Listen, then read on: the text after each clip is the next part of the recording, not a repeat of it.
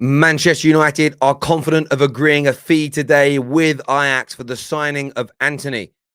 It will be a bid somewhere in the region of 94 million euros, inclusive of bonuses. This will be one of the biggest deals in Manchester United's history. It will be a deal to get one of Eric Ten Hag's preferred players over the line. However, Man United fans have to now look at the Glazernomics. Since Monday's win against Liverpool Football Club, the direction and supposed amount of money being spent has changed dramatically. We're going to go through this morning's deals. We're going to take your calls, but I do want you to smash the like button. Leave us your comments below. Subscribe to the Football Terrace. It's a morning edition of the Done Deal Show. Let's go.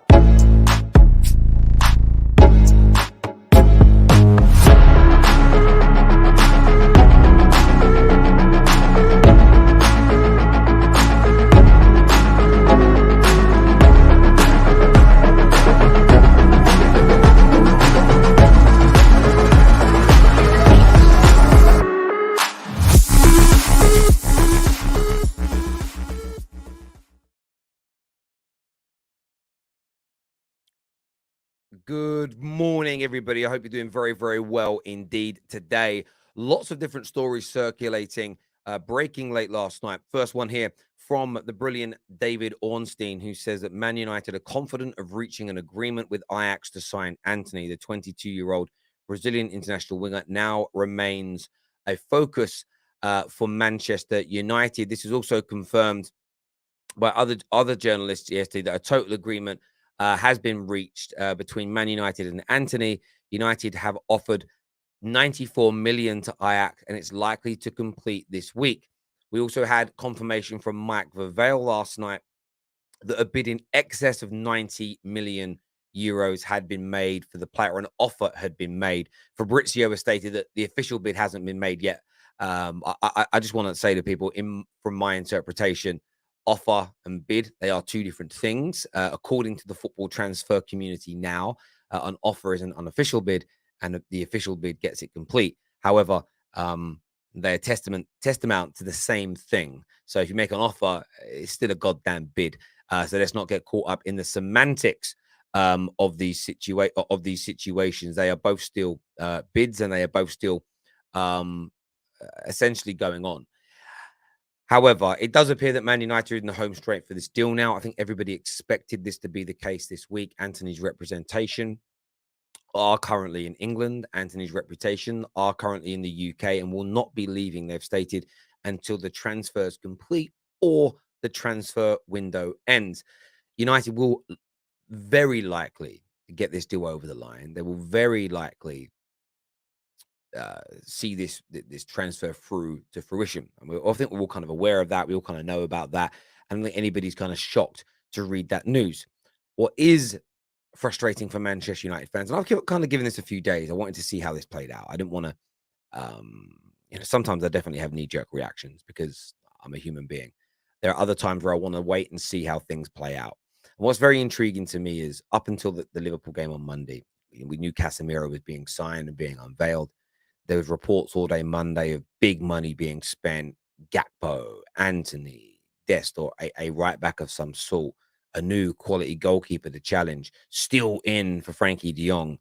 And systematically, since that point, we've now seen Laurie Whitwell say the hope that United could sign both Gakpo and Antony is reducing.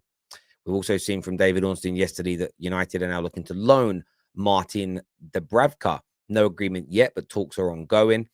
And look, from my point of view as a football fan, the Dubravka on loan is not an issue if you can't find a goalie. That's the problem is you've got to finding a goalkeeper right now. Is a lot of the goalies we're looking at, they don't want to play second fiddle World Cup year, or they're playing first team football of the club they're at, and they don't want the risk of not working their way into the first team over David De Gea. So the loan move for Dubravka is not the end of the world. But it's the other deals that we're now looking to move away from. It's the other deals that we're now saying, oh, actually, maybe we can't buy both. Oh, we're going to move away from de Jong. Well, if Monday's news was true, that we were in for de Jong and we were in for Gakpo, irrespective of signing Casemiro and Antony, if we can't get those players for one reason or another, move on to other targets, move on to other areas of the pitch. If we took the de Jong money and we were, okay, we're going to go and buy a new number one goalkeeper. We're going to go and buy a new number one right back. like to a degree, fine, because you're still addressing a primary target in an area that needs fixing. But to then not go and spend the money is Glazernomics all over. And listen, Man United fans have got to stop feeling bullied and pressured by rival fans online that say you spend money, you've got good owners. They're capping. I saw a rival fan, an Arsenal fan, I think this morning or last night. I can't remember when I saw the tweet now. Who's like, what a disgraceful fan base. They only scream Glazers out when they sign rubbish players or they lose games. They don't really care. And that person's goading you, and you shouldn't be goaded into not being Glazer out. Oh, I better not, because people might call me out online. People are scared of the Glazer out movement because it does push change. However, we do the one area they're right on is that we do it for a few days. We get a little bit back for pushing, and then we relax. And we need to be a lot stronger in this. But we are talking Antony this morning, and I've got a question for you all in relation to this Antony deal. I put out a video last night actually on Twitter, and I'll play the video for you actually rather than repeating it. But I did this video last night on Twitter because I want people to answer this question. And essentially, I want this question answered now ahead of time because I don't want people moving the goalposts over the course of the next. I'll be honest with you, I don't want people moving the goalposts over the course of the next 12 months, 24 months. I want people to be honest up front to protect against the beauty of hindsight. But take a little listen here to what I had to say last night. Let's take a little look. Somewhere in the region of around £78 million, 94 million euros. Everybody's stating that's too much money. So I want to ask a question ahead of time and see how many people have the balls to answer it, to put their opinion on the line ahead of time. What does he need to do in a Man United shirt to justify that amount of money? How many goals and assists? How many man of the match performances? Whatever the metric you want it to be. Leave your comments below and tell me what Antony has to do in a Man United shirt for the price tag to be justified. And that's what I kind of went through. And the reason that I spoke about that last night was because from my standpoint, a lot of the answers initially were vague. Then we got some more detailed ones when I called out the vague answers. I do think 94 million euros, 78 million pounds is too much money. I think it's beyond the market value, beyond the commercial value of the player. However, he has to be able to, there has to be a level of performance that justifies that amount of money. And I do think some people say GA is not important. I think GA is. Some people just say it's about consistency of performance, but you need to quantify that. I've had some people say, well, he has to win multiple Premier Leagues. I mean, by that definition, anybody costing over £50 million that doesn't win a Premier League is a flop. Where are you judging this? Most people don't want to put a level of achievement against the transfer fee, because that's when you get caught out. I've called out United fans before press conferences. What do you want to hear the manager say today? They don't want to answer, because what they want to listen to what's said and then look for the negatives. That way they can always remain in the mud. They can always be a mushroom. And I think that's the thing with this Antony deal. For me, I look at it this way. For him to be a successful signing, I want a player that's getting over between 25 and 35 GA every season, give or take. You know, he can have a bad year, might have an injury year, but, when he's playing regularly, he should be in that first team 90% of the time. He should be influential in games that he's not scoring and assisting in. And he also has to help us win trophies. Now, that isn't all on him. It's about the team as well. I think if he does those things, then it justifies the money. But over how many years? Let's say that let's say that he's scoring and assisting and he's dead. Like for the next 5 years, he's scoring and assisting 25, 30 GA, very influential in the way we play, we improve as a team. He's probably paid that money back to a degree. But United do need to win trophies at some point within that as well. So I'm very happy to set a precedent, but I'm kind of that with everybody. I look at Bruno Fernandes as a good signing, but I don't yet still feel that he's been a great signing because we haven't won trophies at the end of when he's been playing well. We didn't win the trophies, and that's the barometer that I use above and beyond everything else. There's your individual performance and influence within a team that wins trophies. And when you spend the overall money that Man United do, the only level of success that you should be measuring things by is winning trophies. But a lot of people don't want to answer the question. And I'll tell you why they don't want to answer the question. And it's very, very obvious, is because if you answer the question, you put yourself into a box. And that box is Well, I've said if he scores over 20 assists and scores over 20 goals a season, it's a success, and it's there in black and white. And I can't get away from it, and I can't move the goalpost. I can't now say, actually, he's not worth the money. And people like to be able to be negative, especially like rivals, especially. And I get why rivals aren't going to answer the question, but I'd like to get your thoughts and feelings on that this morning, people. But the Antony deal does appear like it's going to happen. It does appear like it's going to cross the line. It does appear that it's going to complete. And I think most of us expected that to be the case. But no Gakpo now expected, which is a shame for a lot of people. So no Gakpo at all. They are looking at right backs. Dumfries' name has been mentioned and a few others. Dest is now off the table. The player wants to stay at Barcelona, which I think is fair. But and also no Frankie de Jong. The big two, no Gakpo, no Frankie de Jong as things stand, or interest is calling, is what they're stating. So the journalists are kind of playing it down. They haven't said 100% these deals are off, but they're very much alluding to it, you know. And I'm intrigued by, and I hope that these stories are not true. I hope that they're looking to still spend this money. I hope that they're not looking to screw the Man United fans over again, but we'll see. This morning, people, I do need you to do me a favor and smash that like button for us. I need you to subscribe to the Football Terrace as well. Right now, smash that like button. You guys should just be hitting it as soon as you arrive.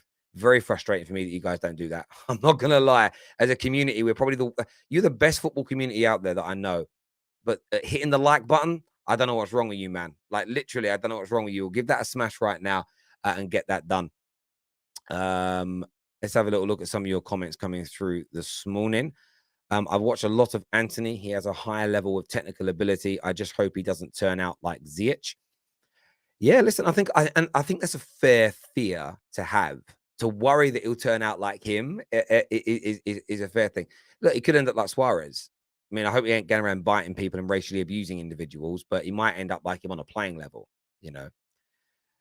Calvin here says, this is what Terry has been saying. The superstar factor, Gakpo does not look appealing to most people, but ideally he is a better player than Antony. He can also play as a striker. What does Antony have to offer? Well, look, Antony does have a lot to offer. Let's not get that twisted. Let's not suddenly pretend that Antony isn't a highly talented player with a very big ceiling, huge amount of ability. Let's not twist the story here. I don't think Gakpo is as good as Antony, personally. It wasn't very good last night anyway. But I don't think he's as good. But United do need extra. And at 35 million, I think Gakpo represents very good value for money, a very good addition to the Manchester United squad. And depending on what's happening with Ronaldo, Man United should be looking to go and buy him as well. And I think even with Ronaldo, we should be going to look to buy him. And maybe the feeling is, well, we can't bring him in because there isn't going to be the space in the squad if Ronaldo stays. Well, there should be. And if that means Ronaldo doesn't play, Ronaldo doesn't play. If he can't do what the manager wants, sit him on the bench. It's not our fault. Man United have to be as ruthless here as Ronaldo's being with us. Ronaldo's being ruthless with Man United. If he got the right offer come through tomorrow, he would leave. So why shouldn't we replace him while he's still here? This nonsense about loyalty. We have to play him. He's earning. I don't care. Like, we should be signing additional players, and the Glazers shouldn't be getting defended here. Having Glazer out will allow new owners to remove the board. Arnold and Myrtle, both disciples of Woodward and still following his footsteps. New owners will bring much needed change at the top. Absolutely spot on, my friend. Absolutely. Lynn here says, Terry, so much money for a non-Premier League player. In my opinion, you can't blame Antony, but you have to say Ten Hag has made his priority regardless of which league he is coming to, and Ten Hag can't compare Ajax and United. Listen, I totally understand that, but that's why I'm asking the question. And I want to get it from you guys in the comments. What does he need to do to justify the money? What is the standard for you, just for you individually, for you to go, okay, he's been worth 78 million pounds? And remember, people are quoting the 94 million more than they're quoting the 78 million because when you just say, yeah, 94 million, it sounds a lot more than it is a lot more than 78 million. It's almost 20 million more. But of course, people are they're not stating the conversion out loud. But what does he need to do? I'm still not seeing enough comments from the 1,000 or so people watching right now in relation to this deal. So get your comments in and let us know. Captain here says 15 to 20 GA is what's needed from him, which is fair. Jamie here says, the fact that the fans are bitching about the price for a player, no offense, but I love this guy's commitment, is what Jamie's got to say. Trapp isn't coming. He said it. Check Fab. Yeah, look, Trapp has decided he wants to stay at the club he's at. He doesn't want to become a number 2 and fight for a number 1 position at United right now. And I don't blame him, really. Like, we haven't had a great track record of ousting. No goalie's been able to oust David De Gea yet. So I think there's an element of, I'm not going to leave my number 1 spot and everything else I've got going on to sit on a bench somewhere. Like, I totally get it. Harrison Lang says the thing is, the right people always say how Dutch players flop in the Prem. Well, my question is, how many of them move to the Prem to play in a Dutch system? And that is a very, very good point. And that's why there is a lot of hope within this deal as well. And I think he's going to be successful at Man United. I do. I don't have a feeling that he's going to flop. That isn't what I'm feeling. Billy T says 15 goals, 10 assists this season. You got to remember, he's more of a creator than he is a goal scorer. So I would look at it the other way. I would expect more assists than I would goals. Then you've got to look at chance created. Then you've got to look at the dribbles that he completes. Then you've got to look at the influence he has upon a game as well, I think, rather than just the GA. First season, 15 to 20 GA. Double-digit assists and goals. So what, just 10? Come on, Sophia. He's got more than that. Surely he's got more than that. Surely. High and consistent performance for multiple seasons. Yeah, but this is one point, Golden Gunner. Define that. Because what do you mean by high and consistent performance? Because when you say that, you can just keep moving the goalpost and say it's crap. I want some specificity this morning from people. I'm calling it out today. Terry, talk about De Jong's situation, transferring they're closing in a week. I mean, there isn't much to talk about that hasn't been said already with Frankie De Jong. Frankie De Jong, he's still basically saying, well, no one so far has offered Frankie De Jong his deferred wages. Not Chelsea, not Man United, not Barcelona. So he's going to stay. And until that situation changes, until somebody comes in and says, okay, Frankie, we will pay you that deferred money, he isn't going to go anywhere. For me, it's as simple and as straightforward as that. He's going nowhere, absolutely nowhere, while this situation persists. Like, he just isn't. And he'll stay at Barcelona until such time. People are forgetting our wingers are not balanced. Sancho is right-footed and is good on the left. Antony can bring balance with his left foot. Yeah, we also need people that are more competent on the right-hand side. Like, both Martial and Rashford struggle on the right. They're just not very good there. You suddenly have a Sancho and an Antony that can play on the right-hand side. It means there's cover if there's an injury, there's cover if there's rotation, but you can play them both at the same time with one starting left and one starting right. I kind of want that fluidity in the attack up front, and I'm quite excited about that element. There's no doubt. It's a very, very good point being made there. Stop it, Terry. I'm coming for that 30K.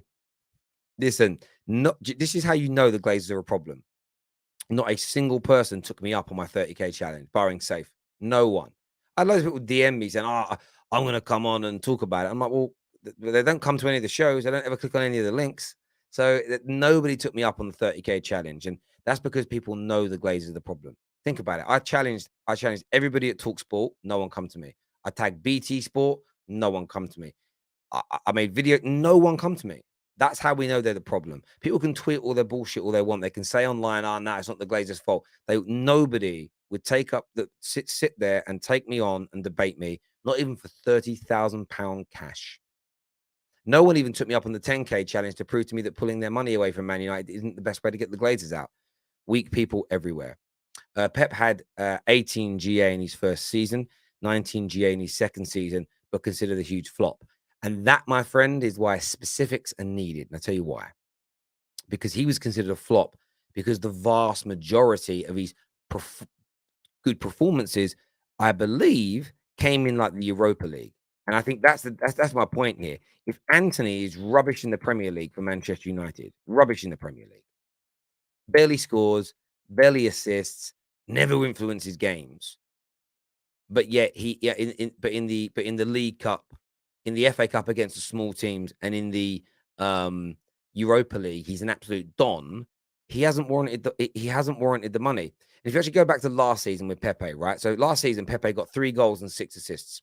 Two of the goals and 4 of the assists were in the EFL Cup. which is a great example. The season before that, to be fair, he did get 10 Premier League goals, which was considered decent. But when you kind of go back and break down those goals, when were they? You know, how important were the goals? You know, how decisive were they? He got a few, but 10 of these, he got his GA was at 21, and 10 of that came in the Europa League as an example. The season before that, again, it was like he got 18 GA with 4, 5, 6, 7, 8, 9 of it, to almost half of it coming in FA Cups and the Europa Leagues. And that's my point.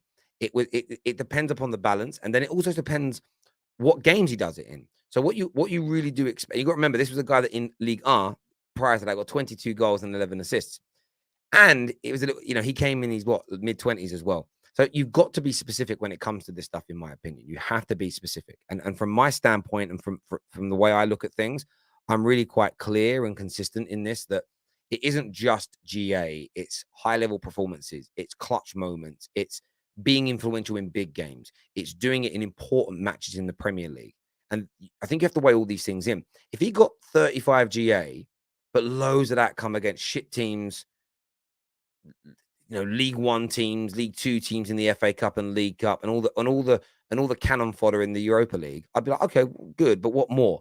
But if he got 23, 24, 25 GA, but he scored 2 winners in big top 6 clashes, he set up multiple chances in a lot of the other top 6 games, he scores a winning goal in a quarterfinal, sets up the winning goal in a final, as an example, creates a great partnership with the right back and the striker. That's more what I'm talking about. Like, they're the things that I want to see. They're the things that I want to see personally in terms of these situations. Terry, stop waffling nonsense with your selective bias memory. I mean, that makes 0 sense. Explain what I'm being biased about. And again, there's always a challenge.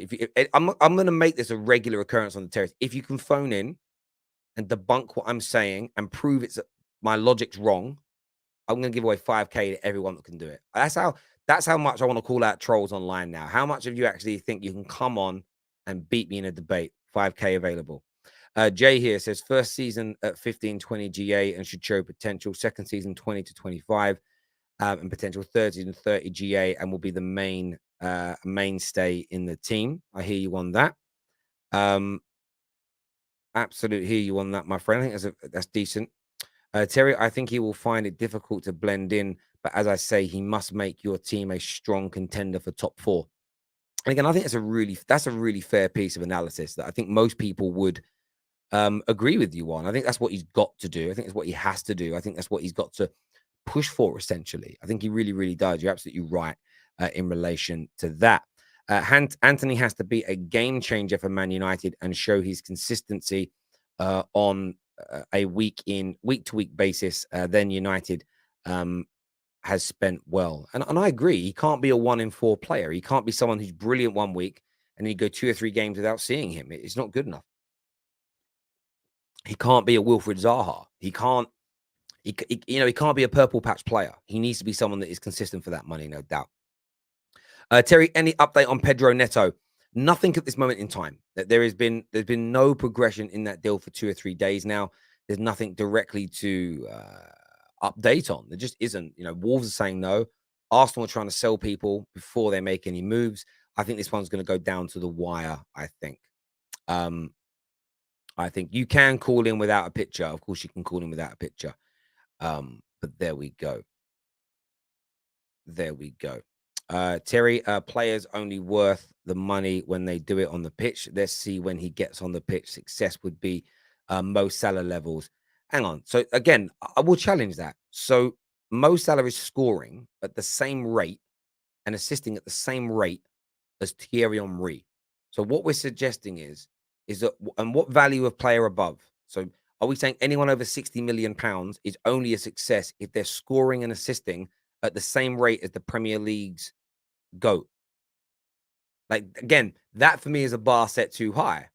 If he has to perform a level set by the GOAT that only a handful of players in the history of football have achieved in the Premier League, like, then you're setting him up for failure. Then you get to say, he's a flop. Come on, it can't be Henry level of scoring and assisting. Can't be.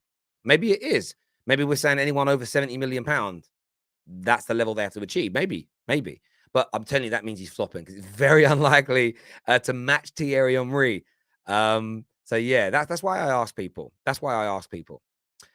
Terry, I noticed with Ten Hag that he's building a very balanced squad, left-footed centre backs, left-footed right winger, not had balance for a long time. This is very, very, very true. And United have been very heavy down that left-hand side, very, very little going on the right, and it's a problem. Terry, Gakpo deal confirmed as off.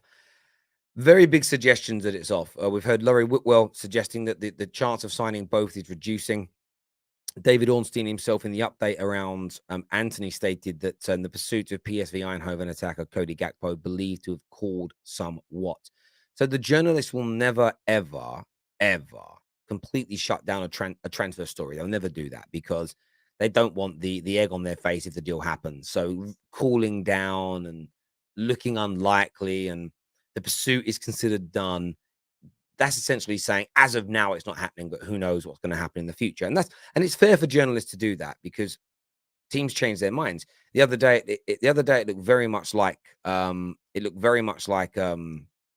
Newcastle were going to sign João Pedro. I think they've agreed a £25 million fee. The reports were this was going to happen. It was going to go through. Decent player. Decent player, good forward. And now Newcastle have gone and got a deal done for Alexander Isak. So they may pull out of the João Pedro deal. That doesn't make the reports from the journalists wrong a handful of days ago because Newcastle had agreed a fee, were advancing the deal, and it was likely at that time it was likely to happen. So I think you have to weigh these things up. You need to weigh these things up. But yeah, at the moment, it doesn't look like it's going to go through. It doesn't look like it's necessarily going to happen. But there we go. I mean, and everyone's going to have a different stance on that, a different view on that, a different feeling on it. But I want to know what you all think and feel. Cody Gakpo not happening, good, bad, indifferent. Like, how are you feeling about it, my friends? I'm very, very intrigued to know what you. Very, very intrigued to know what you think. It's interesting as well, people, that a lot of people are setting higher standards for Antony to achieve than they have Jack Grealish. Who, by the way, Jack Grealish is costed over. But he's like nearly £25 million more. So yeah, it's one of them ones, and I want to know what people think and what people feel in relation to that. So I'm just sharing a couple of these things out. If you guys want to get involved, and if you guys want to come on the show, we're going to share the link in a few moments for you guys to come on and have a chat with us today. Typical Glazer tactics. If Gakpo doesn't happen along Antony's deal, Glazers out. It's always should be Glazers out anyway. Shouldn't just be if that doesn't happen. If Antony should produce Mo Salah levels for being hit signing, what will the criteria for Nunes be? Yeah, that's true. It's true. But there we go. Man United have communicated to Antony and his camp. There's a plan to submit a new official proposal to get the deal done as soon as possible. United will do their best to sign Antony. Yeah, like we know that. Like the offer's already been made. They're just waiting to be told by Ajax that offer would be accepted. Then they will make the official bid. I think it's fairly obvious and clear that that's the approach essentially from Manchester United. I don't think anybody could kind of look at it any other way, really. I think for me anyway. It feels pretty clear cut what Manchester United are looking to do and going to do and will do in this situation. It's pretty clear to me. Look, I'm going to take some of your calls now. I want to open up the lines for you to come on and have your say with us. I'm going to share the link now in the live comment section on Instagram and on YouTube. So if you want to phone in, please feel free to. That link has now been shared. Make sure you're smashing that like button for us this morning and subscribing to the Terrace. It's very, very important to us that you get that done. It really, really is. Terry, do you think Casemiro could be our captain No, I don't think he will be. I think that if Maguire's not in the team, I think Bruno's going to get it. I think that Ten Hag really likes him. Billy here says, still light in midfield. Would like to see another player come in. I think a lot of people would agree. Grealish, a Villa Academy youth. So in their academy had a £100 million player without even realizing it. Talent can be found anywhere. Just need game time experience. No need to pay 50, 60, 70 million.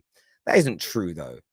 Like, you have to sometimes pay it because Jack Grealish's level of talent isn't available in every academy across the country and across the world. Like, it doesn't exist in that way. So for me, it's just a little bit of a fallacy that level of quality just sits there in academies everywhere, even with game time. It's I think it's a little bit disrespectful to that level of talent, to be honest with you. Like that level of talent is generally quite finite, really, in many ways. Let's have a look at some more of your comments coming through. For starters, Casemiro can't be captain. He can't speak English. Can he not? I didn't know if he can speak. I never even asked that question. 100 million Grealish, biggest flop in Premier League history, but you slander Lukaku from pillar to post despite scoring 15 goals. Well, actually, if you go back and watch our shows last year on who the biggest flop is, I did pick Lukaku, but second in that line was Jack Grealish. So, my friend, you obviously don't watch enough of my content, or you're a liar. Either which way, you're wrong, and you've just embarrassed your entire family. So please control yourself, sir, and don't come on the terrace and chat lies, because the football terrace community will come for you. Not nastily, they won't abuse you. They'll just laugh at you. Don't be a silly sausage. Don't be a silly sausage on the terrace, my friend. I'm more into Gakpo, raw talent, is what's been said here. Fair enough. Good point. I'm happy with us getting Isak. I love Wilson, but he can't stay fit. Yeah, and he's 30, and you guys have got to start building for that future as well. First on the show with me this morning, where we've got Sasha's here with us. What you saying? Oh, he jumped off as soon as I put him on. I love it when people do that. I do enjoy it when people do that. A roundup, just in case you guys haven't seen all the news this morning, we'll put it up there for you. David Ornstein has confirmed that United are very confident of reaching an agreement for Antony. Around 94 million euros is said to be the bid, and it's meant to be completing. United are also in talks to sign Martin Dubravka on loan. No agreement yet, but talks are ongoing. Laurie Whitwell has confirmed that signing both Antony and Gakpo is now reducing. The chances of this are reducing. We want to get your thoughts. We want to get your feelings on that today. Jack Grealish isn't performing, defo, but City is a different animal. Well, listen, this is what happens, though, when you're in a team that's performing. Flops get covered up because no one cares as much when your team's winning. City fans would have focused more on Jack Grealish last season if Liverpool would have come back and won the league, but they didn't, so they don't care. That's generally the way this stuff goes. Generally the way it goes. Gakpo for 40 to 50 million would be much wiser and would still sign a right back for the same amount of money we paid for Antony. I hear you. Good point being raised there. Antony will have to change the way he plays in the Prem, of which it might take some time. What do you mean by the way he plays? See, that's where I need specificity, because that to me is too vague and broad. Like, detail what you mean for me, my friend, because it's a good point. I just want to understand it fully. Terry, we need someone next to Casemiro desperately. I agree, Man United do. They're going to give Fred an opportunity, but I would like to see more come in that area. I agree with you. TFT, how can Arsenal get themselves under FFP watch list with just 2 transfers of 250 million, while City, United, and PSG and Barcelona, Real Madrid clubs have spent in excess? It's not about how much you spend. It's about the losses your club makes. It's about the financial losses your football club makes over a period of time, which is actual losses. It's not net spend. Net spend isn't real. Net spend is not a barometer used internally in football clubs. It's not used by FFP, by UEFA, by accountants in such a basic format. FFP is based on the actual profits and losses of your football club. And all clubs are allowed to lose a lot more during the COVID times, and Arsenal have, but they're only under like a little watch list because of how much they lost. They spoke to UEFA and it's fine. Like, there's no issue. So it's an absolute non-story as far as I'm concerned. Fred is never reliable, though. He has improved over the years. Listen, let's see how he looks. Let's see how he looks with Casemiro in the team. But yeah, I do agree with what you are saying there, my friend. I really, really do. First caller on the show with me today is going to be Sophia. Morning and welcome back to the terrace. How are you? Good morning. I'm fine. How are you? I'm good. I'm good. I'm good. 94 million for Antony. Talk to me. I mean, it is definitely a very much of a high price, but I'm not necessarily opposed to it. If it's the guy that Eric Ten Hag wants, then we should probably get him. But I feel like if it in a way makes other deals put on hold, then I'm a little bit wary because I'm thinking we should probably also be focusing on getting a right back, that we have some additional competition for instance, Diago Dallo. So it's a dilemma, but I'm also very concerned with how the Cody Gakpo deal has been put on hold. Um, I just feel like if we would have probably lost on Monday, would the Glazers then have been like, okay, let's bring more signings in, let's go, let's stress, let's have this panic buy. But right now, uh, it looks like the biggest focus is Antony, which again, I'm not opposed to. Um, it's just, like I said, a very much of a high price, but hopefully he'll be worth it at the end. He has some good attributes, so I think he could be good for the team. And the most important thing is that he can keep that consistency when he comes into the Premier League. Of course, you have to slowly adapt and whatnot, but I have faith in him for sure. Yeah, look, I've got faith in Antony the same as you. I do also share the exact concerns you have in relation to is that the deal, um, is it going to take away from other areas? Of course, the way the Glazers work is a little bit like El Sacco last year with the whole we beat Spurs, but Spurs kind of won because they got rid of Nuno, they brought in Antonio Conte. We ended up keeping Ollie for like another True. month. Hmm. We ended up not going after a permanent replacement. It ruined our season. It did. Like there was loads of things that went wrong, but that was a very pivotal moment that where the season went wrong, actually winning a football match. Exactly. And you wouldn't want, again, could the same be happening here? Beating Liverpool, could that be the catalyst? Could that be the catalyst to us like going back again and spending less? You've got to remember a week before the Liverpool game when we'd lost to Hmm. Brentford, we were on the edge of signing Arnautovic and Rabiot. And Oh, the outrage, the protest, the Glazer out movement yeah. helped change that direction, and it helped get Ten Hag more towards what he needed. We win a game, fans go back to the megastore, Glazer out stops being tweeted, and suddenly, well, actually, we don't need Gakpo.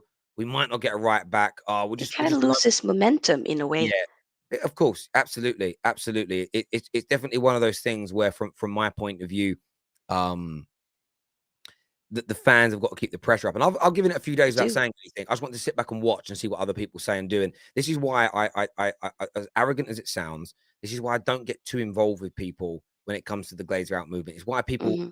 only one content creator, and that was Alice Talk Football, came to me and said, I'm willing to like make content, collaborate, to try and help get the Glazers out. And that's because I don't really think people, and I know people, I'm not digging any one individual out, Oh, but I don't really think people care. I really don't. They definitely don't care about coming together and working collectively. ev- When everybody the should come together. I see your point. Yeah, exactly. And again, people only care about the Glazer out movement when it's fashionable to care about the Glazer out Yeah, movement. As soon as it's moved on from that, they drop it like a bad yeah. habit. Then Uh, it's not it, as important as earlier, Yeah, or exactly. not as like the hottest topic anymore. Absolutely. Sophia, thank you very much for calling in. It was good. Not as Yes, glitchy this time. Yeah, of course, can I Kushka. say just one thing? Thank you so much for having me on. If you need some additional Man United, what should I say, presentation, representation on the top six, I'm here. I have my own YouTube channel, Sophia's Football Talk. Been loving watching. The top six is definitely something that I put on my calendar every week. It's so enjoyable. So, thank you for giving a platform for so many different YouTubers out there and whatnot. So, Not a problem at all. yeah, I'll get KJ to reach out to you. He sorts all that stuff out but we'll definitely get you on some more of our shows. 100%, very well spoken. Speak to you again soon. Take care. All the best. Thank you. You too. Again, the Glazer out movement is very, very simple to me, and I purposely stepped back for a few days to see what people would do. And yes, you get the occasional tweet, "Oh, this is going on," but the movement's dead already, and I knew the movement would die after a few days. I said it would. As soon as it isn't fashionable, this happens. Now, if we get to the end of the window, we don't sign the players we want, and we lose another game. Oh, Glazers. We win a football match, and people drop it. People are not. Let me just say this now. I'm telling you, 90% of Man United fans are not Glazer out. They are Glazer out sometimes. They are. What's trending on Twitter today, Glazer? Oh, I'm Glazer out today because it's trending. If tomorrow it's Rashford out, that's what they trend to. If the day after that it's Ten Hag out, that's what they trend to. They are sheep. They don't have their own brains. They cannot think for themselves. They are very easily led. The Glazer out movement is dead. And it died last. Listen, and I said that the last time, and people didn't want to hear the truth. There's only, in terms of content creators, there are only 2 or 3 of us who are genuinely Glazer out, that actually talk about it all the time. And listen, if we have 3 or 4 good performances and then we go for a bad run, you get players leaking things again, we have this go on, that go on, everyone will be focusing on the players and the manager. They won't be talking about the Glazers throughout the course of the season. And then we get to it's always in the summer where the Glazers get the attention, or when something like the Super League happens. And outside of that, it's manager and players, and then it's rinse repeat. 90% of fan channels don't really care about the Glazers. They still go to the games, they still buy the merchandise. A lot of them are working with the clubs nowadays, and that's absolutely fair and fine. But stay away from the Glazer out conversation when you don't really care about it. You've got KG, the comedian, who is open and up for working with people. As an example, I know Stephen Howson has been against them in a very, very strong way across the course of time. Outside of that, I don't see enough of it. I don't believe people. Alice Talks Football 100% is against it. Outside of that, I don't really see people that are out and out against it. Only when it's fashionable, and that's fair. I don't have an issue with you, but stay away from the subject for me.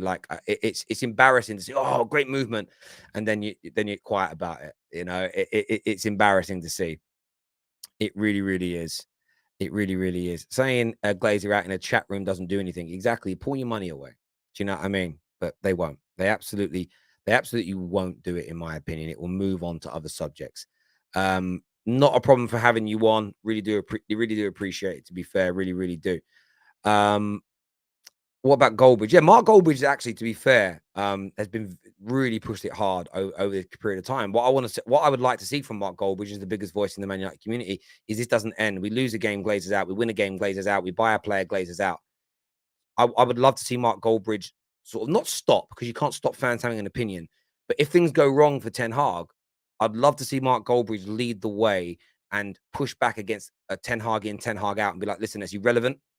It's Glazers in, Glazers out, always. That's when I think you've really moved on to a level where you realize that the Glazers are the main focus, when we're not taking all our frustrations out on McTominay. We're not taking all of our frustrations out on the manager. We're focusing on the one true, consistent key problem at the football club. And until I see that from football fans, I don't believe they're fully Glazer out. I do believe they're following a little bit of a trend. That's just my feeling. Of course, you can criticize players and managers. No one's suggesting that. Again, people's response will be overly binary, overly hyperbolic, overly polarized, and that's not what I'm looking for. But the Glazer out movement is dead, and we all know it's dead. It's absolutely dead as a dodo. It's finished. Did my march, then went to the megastore. Finished. Absolutely finished. Mark Goldbridge has been saying Glazer. Oh, he has been saying Glazer out a lot more recently. 100%. I totally agree. But that needs to continue, because I think about Neeks from Neeks Sports. Neeks has been Glazer out since I've known him, and that's his main focus, is how we're run as a football club. Danny Devil in the details. Main focus, how we're run as a football club. Of course, they criticize other things, but it always comes back to them, and that's what we need. And Mark Goldbridge has done a fantastic job. I just want to see him keep that going now, personally. That's what I would like to see. JL is on the show with us next. What you saying, JL? He's an Arsenal fan. Oh, he bottled it as well. Abby's on the show next. What you saying, Abby? Abby bottled it. Why are you guys bottling it sitting backstage? Come on, man. Why are you calling in and not speaking? Just speak, bruv. You're in the You're in the comment section, giving it the big one. Come and chat. Come and chat. I wish TFT was a gooner. I love your balanced views on football issues. Not a problem. Well, yeah. Well, that's never going to happen. But thank you very much for the compliment. I appreciate it. Abby's back with us. What are you saying, Abby? Yo, Terry. Yes, my friend. How are you? You good? You good? I'm very well. What are you here to say? Yeah, sorry, I've got a lot to say. Speak. You know, firstly about the Glazers out movement. 2 seconds. No worries. No worries.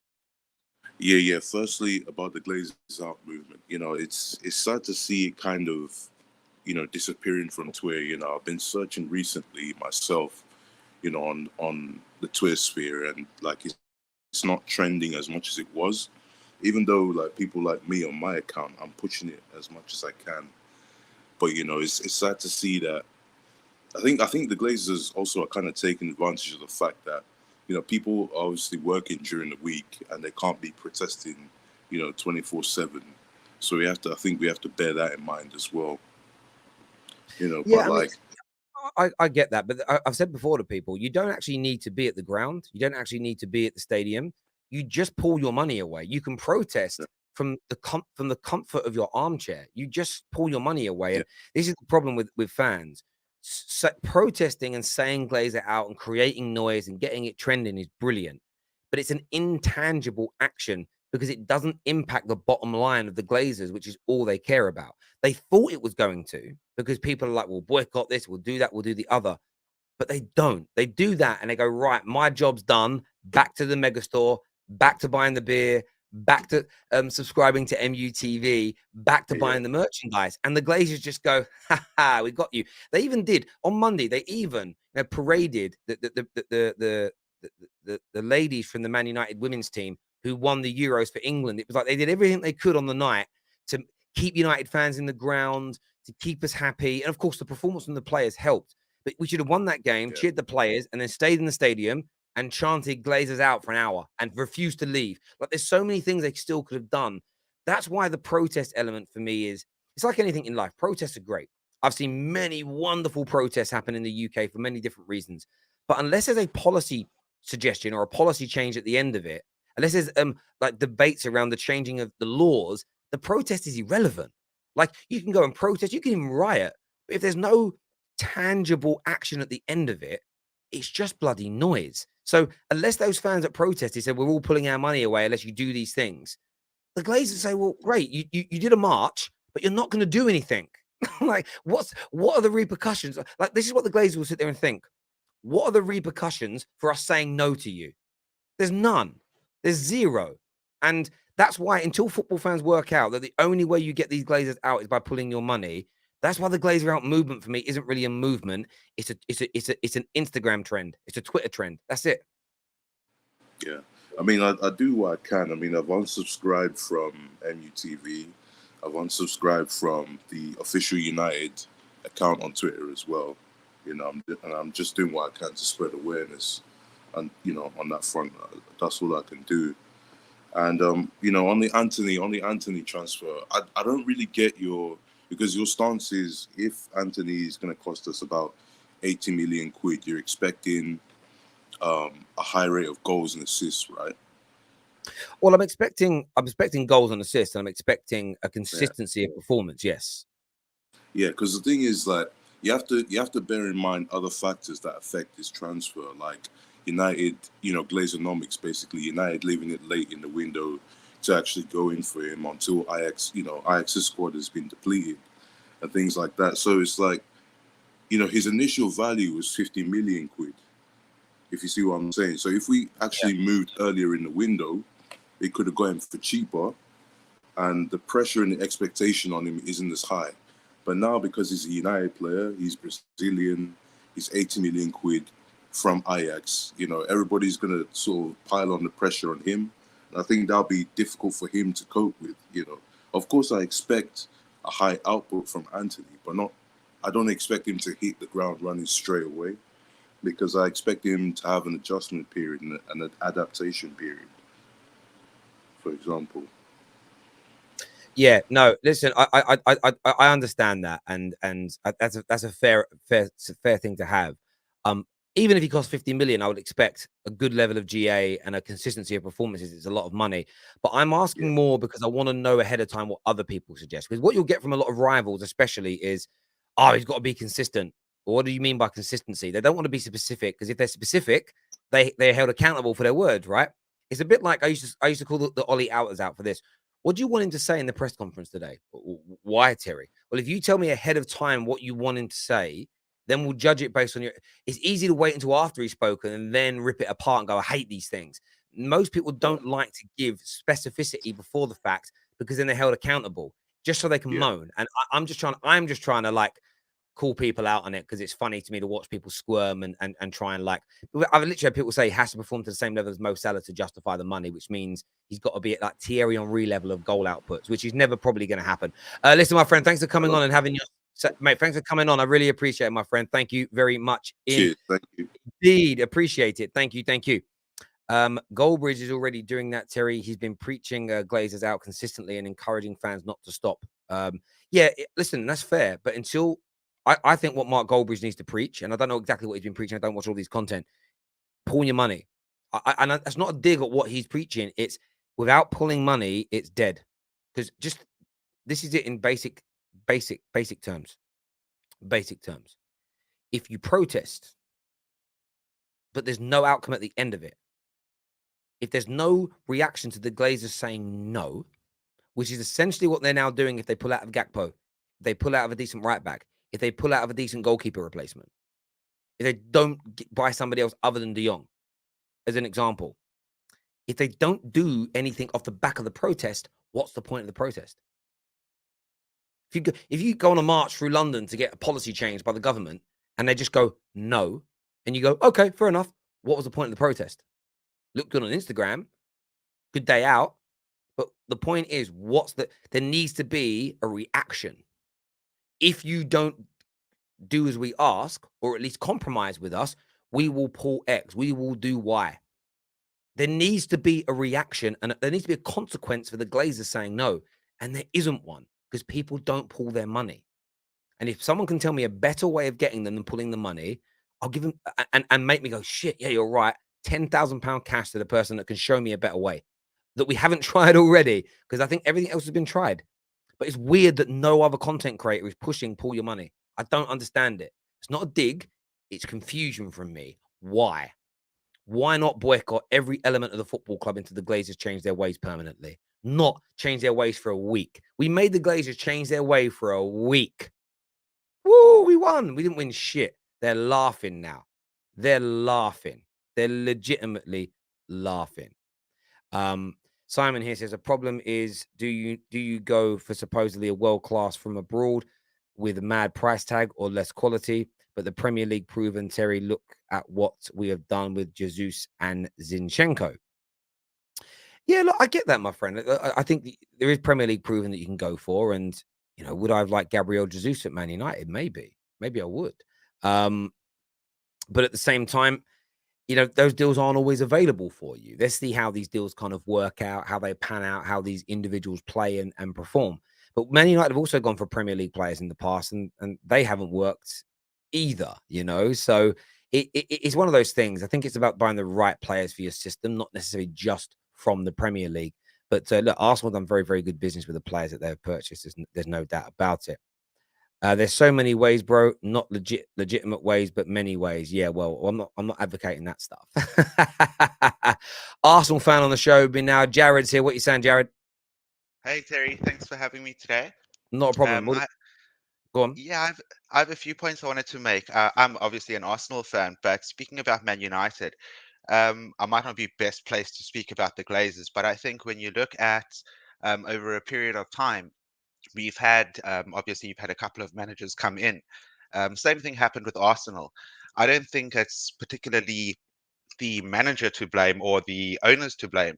You've got mentality of players, the culture of the club as well, and this has been a downfall for Man United for many years, where the mentality of the players hasn't been top notch. So I don't think it's a matter of necessarily the Glazers' fault. Obviously, they appoint the people who run the club, who make the decisions, but at the same time, their recruitment in the players that they're bringing and allowing these players to go stale, I think that's a big problem as well. Yeah, I understand that, and I think that there's you got to remember, like Man United will get scrutinized for their business because barely any of our transfers have worked over the course of the past 9 years. But there's a reason for that, Yeah. and that's because David Moyes' transfers were not wanted by LVG. LVG's transfers, a lot of them weren't even wanted by him. They definitely weren't wanted by Jose. Jose got players early on that he wanted, but by the second season was being bought players he didn't want. You then had Ole Gunnar Solskjaer come in, who didn't buy any of those players. He then bought some players he wanted, some players that he didn't, but he was able to get complete carte blanche and was buying below quality players above market value. And then you've got Ten Hag that's taken over this situation where you've got a squad that's made up from 4 or 5 other managers' players and had no real fixed system. By the way, each manager changed the system and the style. Yeah. They changed every aspect of the club was changed every time a new manager came in. There's been zero consistency behind the scenes over the course of the last 9 years. So there's no consistency behind the scenes, no consistency in approach, no consistency with playing style. Of course, there's going to be an inconsistency with the players that you buy. This is where, with the Antony signing, where it's not defending the price or anything, but it's even if you move on from Ten Hag, you need someone that comes in that's going to play a similar style of football so that these players still have some value. If you bring in, if Ten Hag was here for 3 years, did well, and then moved off to manage Barcelona, and you have a squad full of his type of players, the worst thing you can do is go, right, let's go get Antonio Conte, who may not want 70% of these types of players. And then you've got to do overhaul again. That's the biggest problem we have at our club. There's no consistency. That means the new manager can come in and pick up where the last guy left off. And that's why we have these summers where it's like, oh, we need to spend more. But we shouldn't have to spend more after spending 300 or 400 million pound on Ole Gunnar Solskjaer's squad. But we have to, because we're now doing a completely different style of play again. And that's why I focus on the Glazers and the way the club is run, because the bigger picture has created this problem this summer. And it's always the case. No, I agree with you. And when I look at the signings of Antony, even when you're looking at Lissandro, you're seeing Man United being quoted these large amounts. I think it is their fault in a sense that they've allowed themselves over a period of time. And this is why I say similar to Arsenal, not tooting our horn that we've done anything or we've accomplished anything. But when you look at Arsenal's recruitment over a period of time, it wasn't necessarily specific to a manager or to, as they like to call it, the process or a project. Whereas now that's changed. I think Man United allowing themselves to get into the position that they're in. The market is now demanding what they play, being that they are in a position of desperation at the moment. If you look at the likes of Antony, for example, I don't believe he's a £100 million player or a Euro player, but at the same time, I believe that he may be what United need at this current time, and Ajax know that. Therefore, they can quote, and United are desperate. They need this player as a number one target. When you look at their pursuit of Frankie de Jong, for example, as well as the Ronaldo situation, this has allowed a lot of negativity to surround the club at the moment, which has caused them to essentially be in this position of desperation. They need to appease their fans and they need to do something immediately. So clubs know they can take advantage right now. Man United do have the finances to pay this, whereas Arsenal suffered in a different sense, where obviously we didn't have Champions League football. But at the same time, our player sales has really been dictated by their performance over the past couple of seasons. And that's why we're in a position where we are letting players go for free. We're getting minimal amounts for the players that we are selling. And um, I think Man United are similar in the sense that they're at the start of rebuilding a new project. And I think that when you look at the players they have in their starting 11, culture-wise and mentality-wise, these players have hung around for too long at this point. I think a lot of them do need to be replaced. Not that they don't have the talent or the quality to play for Man United, but I think they've been allowed to really sit back, take the wages, and really not be held accountable for their performances. As an Arsenal fan, I believe banter's great between clubs, but as a football enthusiast, somebody who likes to see good football played on a pitch, and historically in the Premier League, the rivalries, I'd love to see Man United at the level I believe they deserve to be. for that competitiveness and for the excitement of fans. So I do think it's a bit unfair to be ridiculing clubs when they're going through difficult phases. I'd like to play Man United at their best. You're only as good as the teams that you play. So how can we really, measure ourselves and our own progression in terms of our process when we're playing against teams who are struggling at the moment? So I think that's a big thing. I think I'd love to see Antony sign. I think Gakpo would be a good signing for United as well, just based on statistics. But with regards to your question earlier, how does a player really, how are they measured in terms of their price tag and performance? And I did post a comment as well in the comments section. If you look at Ivan Toney, even if you look at William Saliba, obviously they are impacting the team in terms of their play. But at the same time, Ivan Toney isn't prolific in goal scoring. He may be at a bigger club, but his link up play and what he actually contributes to the team brings out the best in those around him. And I think so long as Antony is able to do that, he's worth the money. His contribution Yeah, then will and be mate, I great. make you absolutely right in that, my friend. And I think that's why it's not just GA for me. It's how you impact the team, the relationship you build in the side. Like something Man United haven't had a lot of in the last 9 years is players with great relationships, in the sense of David Beckham and Gary Neville, Rooney and Yeah, Ronaldo, Scholes and Roy Keane, Vidic and Rio. There were always these partnerships at Man United, and everyone will remember different ones, but working together. And that's the thing. If Antony can create a great partnership with whoever's on the right hand side with him, maybe Antony, the right back, and the midfielder on that side, whoever it may be, with Bruno, and look how well they work together. Look at the cohesion. Those are the types of things that you want to see. And it's about Man United improving. And look, if he comes in and Man United improve and we start winning more games, we jump up the league, no one's going to mention the price tag. And that's what's really important here. However, where it becomes difficult is the pressure that builds up, the pressure cooker, social media pressure, the media outlets. Look, Lissandro Martinez came in for £50 million. He's a short guy in the footballing sense, and the pressure that put on him. And I feel like the pressure in the first 2 games was put upon him by the media, and he just maybe overcompensated a little bit, made a few mistakes, looked a little bit wishy-washy. Now, by the 3rd game, kind of settled down, and you saw a performance from him where you see all the media outlets backtracking. Maybe we got this wrong. Maybe we were a little bit hasty. I don't know, but we will see, my friend. Listen, Jared, thank you very much, mate, for coming on and having your thanks, say. Terry. I really do appreciate it, mate. Top man. Thank you. And everyone that's tuned into the Football Terrace today, a big thank you to each and every single one of you. Don't be surprised, Terry, if the Glazers come after you. I'm having people say to me online, it isn't dead. I'm telling you, it is. Like, it absolutely is dead. And it will fall away as soon as the transfer window's over. A handful of people will keep it going, but most fans don't care. Terrace, I said before the Liverpool game, if the protest fails again, we need to stop looking at the Glazers and look at the fans. Just how you said, we need to stop looking at the players and the managers. Look, I hear that. The Glazers are the problem. They are running the club. But fans have to do something tangible if they really want them out. But I'm telling you, people prefer to go to the mega store than get the Glazers out. I remember hearing like a business guru once speak about people's success levels. And he says some people prefer sleep to being successful at work. People that are late for work prefer sleep. People that don't get up early in the morning prefer sleep over being successful. They may say, I want to be successful, but they lay in bed till 9 o'clock. They may say, I want to be successful, but they don't put the overtime in at work to help get promoted. They don't go on an evening course to gain a new skill to get the promotion. They don't put the graft in day to day. Anyone, by the way, who thinks they're going to work a 9 to 5 job, take that hour lunch break, never get in early or stay late, never work extra hours, never do anything beyond the call of duty to gain promotions, you're deluding yourselves. Company policy will never say you have to do those things, but it's an unwritten rule. And this is what football fans are like. Football fans will sit there and say, I want the Glazers out, but they want to go to the megastore more. They want to wear the shirts more. They want to be on the app more. They want to be in the ground more.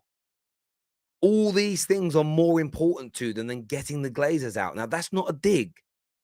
It's reality. Because if the Glazers out was more important, you'd pour your money. You just would. You just would. You really would. Now, I'll give you an example. If you go to a barber's, it's a great environment in there. The lads are great. There's always good music on or films on. Everyone's having a drink. It's a great atmosphere. And they're good. Okay at cutting your hair. But they keep making mistakes. But you keep going back. because you like the environment. And the better barbers down the road gives a better trim, but the atmosphere is dead. If you keep going back to the worst barber for the right atmosphere, you don't care about the quality of your haircut more than you care about the camaraderie and the social element of your barbers.